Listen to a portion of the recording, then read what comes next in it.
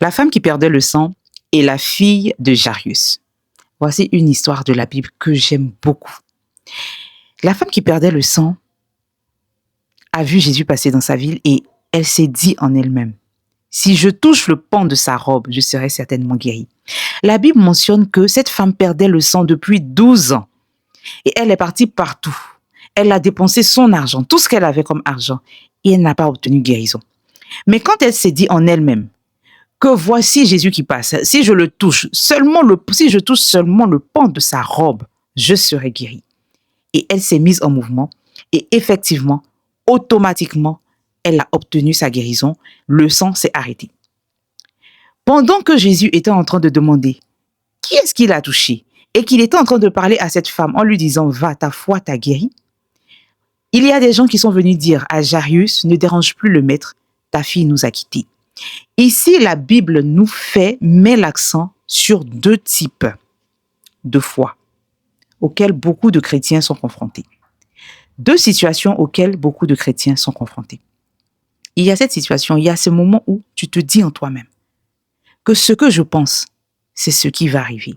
Il y a cette foi que personne ne vient mettre en toi, mais que tu développes toi seul parce que tu n'en peux plus de la situation que tu vis.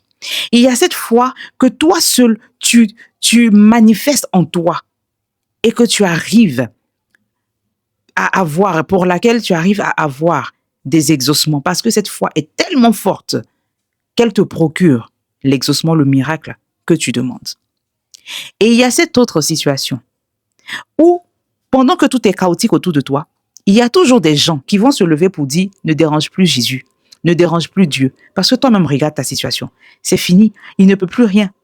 Mais Dieu dit, lui, il peut encore tout. Parce que dans l'histoire de la fille de Jairus, quand les gens sont venus dire à Jairus « Ne dérange plus le maître », ce n'est même pas Jairus qui a dit à Jésus « C'est plus la peine de venir parce que voici ce qu'on m'a rapporté. » On dit Jésus a entendu ce que les gens étaient venus dire à Jairus. Et il lui a dit, ne t'inquiète pas, on va chez toi, ta fille sera guérie. Il n'a même pas parlé de mort, il a parlé de guérison. Aussi, toi, tu traverses des choses difficiles. Tu traverses des situations chaotiques. Quand tu regardes, c'est le déclin, c'est le chaos tout autour de toi. On dit, c'est fini, il n'y a plus d'issue. Mais Jésus, qui entend toutes ces personnes qui essaient de te décourager, qui essaient de te dire ce n'est plus la peine de prier de longues heures, ce n'est plus la peine de déranger Dieu, parce que là où ça arrivé, c'est plus la peine.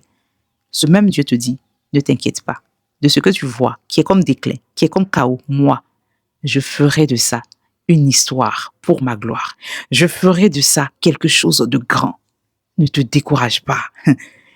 Le chaos, ce que tu appelles chaos, Dieu voit en fait une élévation.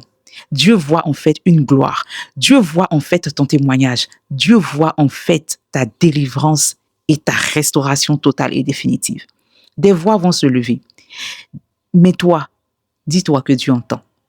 Le père de cette petite a vu sa fille sortir de cet état que les autres ont qualifié de mort.